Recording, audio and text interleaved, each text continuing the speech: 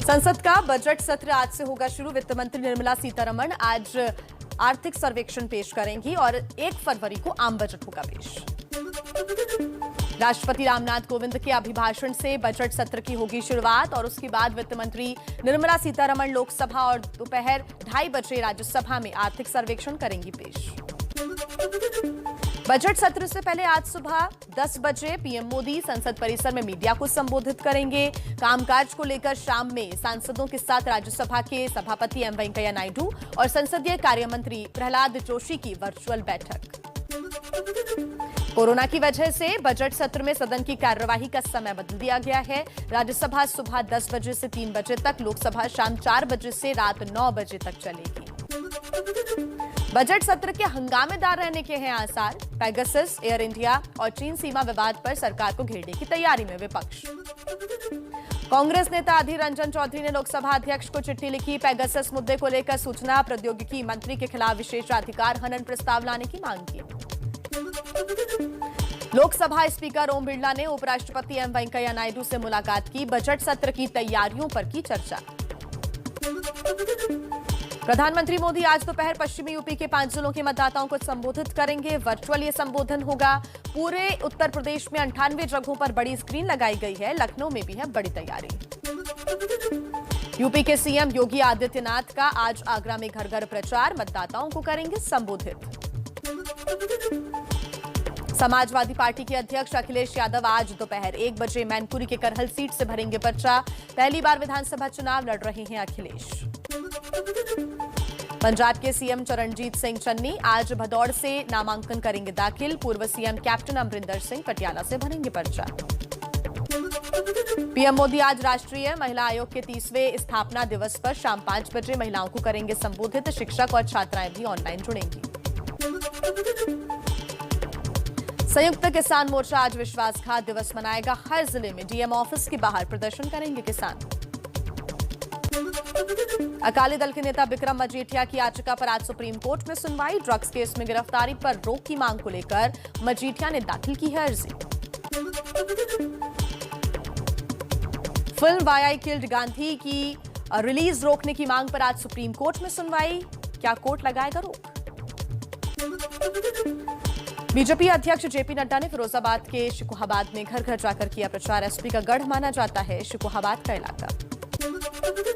रक्षा मंत्री राजनाथ सिंह ने यूपी के कासगंज में किया प्रचार। बीएसपी और कांग्रेस की सरकारों पर लगाए भ्रष्टाचार के आरोप।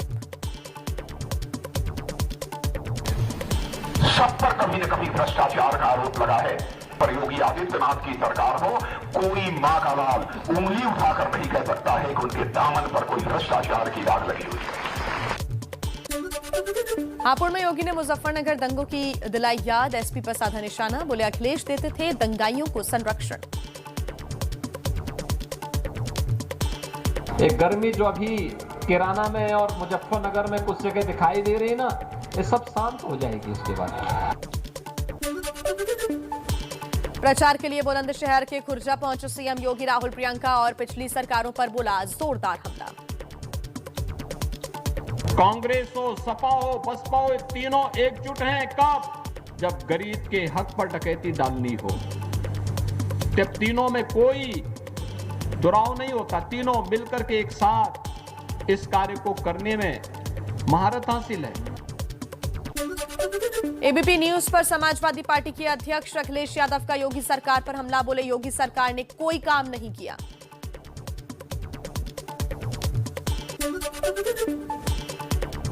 मौलाना तौकीर रजा खान की बहू निदा खान बीजेपी में हुई शामिल। मायावती के ओएसडी रहे गंगाराम अंबेडकर ने भी साथियों के साथ थामा बीजेपी का दामन।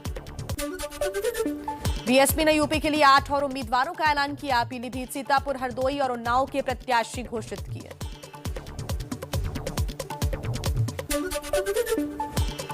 यूपी चुनाव के लिए कांग्रेस ने 61 उम्मीदवारों की एक और सूची जारी की। अयोध्या से रीता मौर्य को टिकट दिया। यूपी चुनाव में कांग्रेस का नया दांव। चुनाव में समर्थन के लिए 1 करोड़ महिलाओं को पत्र भेजेंगी प्रियंका गांधी। यूपी के कानपुर में बीजेपी विधायक महेश त्रिवेदी के खिलाफ केस दर्ज। त्रिवेदी पर भड़काऊ भाषण देने का आरोप। यूपी में आजम खान के बेटे और स्वार सीट से एसपी के उम्मीदवार अब्दुल्ला का आरोप, कहा, मेरा पीछा किया जा रहा है, बीजेपी के उम्मीदवार मुझे मारने के लिए साजिश रच सकते हैं। आइए कुछ और खबरें देखते हैं तेज रफ्तार के साथ।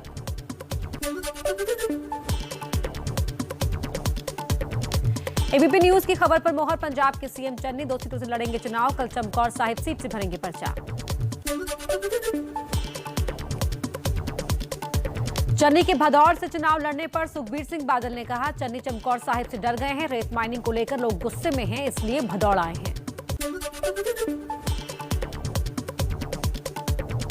कांग्रेस छोड़ बीजेपी में शामिल हुई अदिति सिंह के पति को भी झटका, अदिति सिंह के पति अंगद सिंह का नवाज शहर से कटा टिकट, सतबीर सिंह सैनी को टिकट दिया, बरनाला से पवन बंसल के बेटे मनीष को टिकट। चुनावी राज्य गोवा में केंद्रीय गृह मंत्री अमित शाह का प्रचार, राहुल गांधी पर साधा निशाना, बोले राहुल मोदी फोबिया से पीड़ित हैं।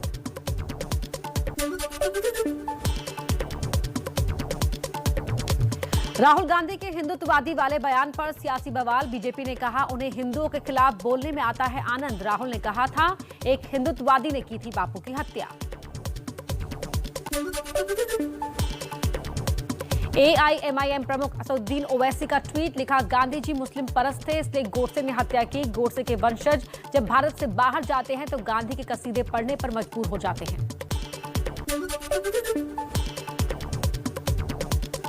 वैक्सीनेशन में भारत की बड़ी कामयाबी, 75% एडल्ट आबादी को कोरोना टीके की दोनों डोज लगी, पीएम मोदी और स्वास्थ्य मंत्री ने दी बधाई। देश में कोरोना के केस में कमी, 24 घंटे में कोरोना के 2,34,281 नए मरीज आए सामने, 893 लोगों की मौत, संक्रमण दर पहुंची 14.50% पर। दिल्ली में कोरोना केस घटे लेकिन मौत के आंकड़ों में कमी नहीं, 24 घंटे में 3,674 नए संक्रमितों की पुष्टि, 30 लोगों की मौत, संक्रमण दर घटकर हुई 6.37%। दक्षिण भारत में कहर बरपा रहा है कोरोना, एक दिन में केरल में 51,500 से ज्यादा मरीज, कर्नाटक में 33,000 और तमिलनाडु में 24,000 से ज्यादा केस आए सामने। मध्य प्रदेश के उज्जैन में टूटे कोरोना के सारे नियम, लेकोड़ा गांव में एक मृत्यु भोज के दौरान हजारों की संख्या में जुटे लोग, बेकाबू भीड़ ने गेट तक तोड़ डाला, वीडियो हुआ वायरल। मुंबई में एक दिन में कोरोना के 1,160 नए मामले आए सामने, 2,500 से ज्यादा लोग हुए रिकवर, 10 लोगों की मौत। मुंबई के ब्रीच कैंडी अस्पताल में भर्ती लता मंगेशकर की सेहत में धीरे धीरे सुधार, अब वेंटिलेटर पर नहीं है दीदी, हालांकि अभी भी हैं आईसीयू में। मुंबई में होटल व्यापारियों की बढ़ी परेशानी, कोरोना केस कम होने के बाद होटल कारोबार में नहीं दी गई ढील, जिससे व्यापारियों को हो रहा है नुकसान। मुंबई मेट्रो में सफर करने वाली महिलाओं के लिए हाइजीन का रखा जाएगा खास ख्याल, घाटकोपर स्टेशन परिसर में महिलाओं के लिए पाउडर लाउंज बनाया गया, कैफेटेरिया, हाइजीन से जुड़ा सारा सामान मिलेगा। दिल्ली के आईजीआई एयरपोर्ट पर विदेशी महिला से 2 किलो कोकीन बरामद, कोकीन की कीमत 43 करोड़ रुपए, लाओस से दिल्ली आ रही महिला बैग की फॉल्स कैविटी में छिपाकर ला रही थी कोकीन।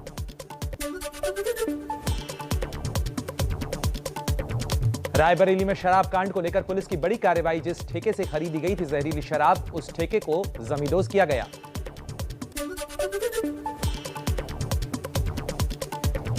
ईपीएफओ के सामाजिक सुरक्षा दायरे में आए एयर इंडिया के 7,453 कर्मचारी कर्ज में डूबी इस एयरलाइंस का अधिग्रहण टाटा समूह ने किया है।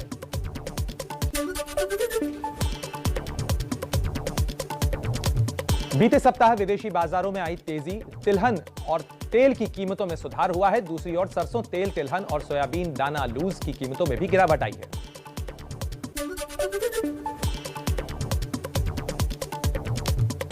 महिला आयोग के नोटिस के बाद गर्भवती महिलाओं के लिए एसबीआई ने नए नियम जारी किए हैं, स्थगित कर दिए हैं। नए नियमों के मुताबिक 3 महीने से ज्यादा समय की गर्भवती महिलाओं को अस्थायी रूप से अनफिट मानने का प्रावधान था और डिलीवरी के बाद 4 महीने के भीतर बैंक ज्वाइन कर सकती थी।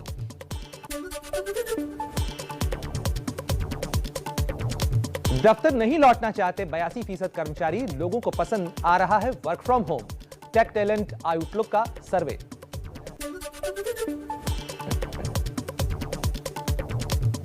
चोरी के मोबाइल हैंडसेट का इस्तेमाल रोकने के लिए एक्शन प्लान बनाएंगे भारत और आसियान के देश। भारत के साथ हुई दूसरी आसियान डिजिटल मिनिस्टर्स की बैठक में कार्ययोजना को मंजूरी दी गई।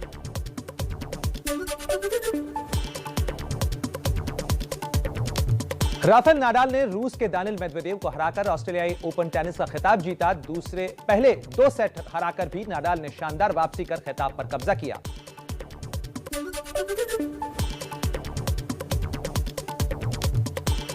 ऑस्ट्रेलियाई ओपन का खिताब दूसरी बार अपने नाम करने के साथ साथ राफेल नाडाल ने ग्रैंड स्लैम टेनिस में सबसे ज्यादा सिंगल्स खिताब जीतने वाले खिलाड़ी का भी दर्ज अपने नाम किया है रिकॉर्ड, और यह नाडाल का 21वां ग्रैंड स्लैम सिंगल्स खिताब है।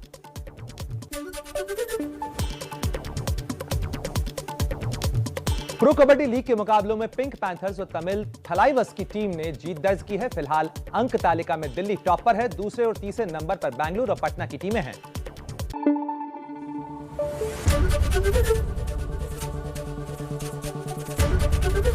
एबीपी न्यूज आपको रखे आगे।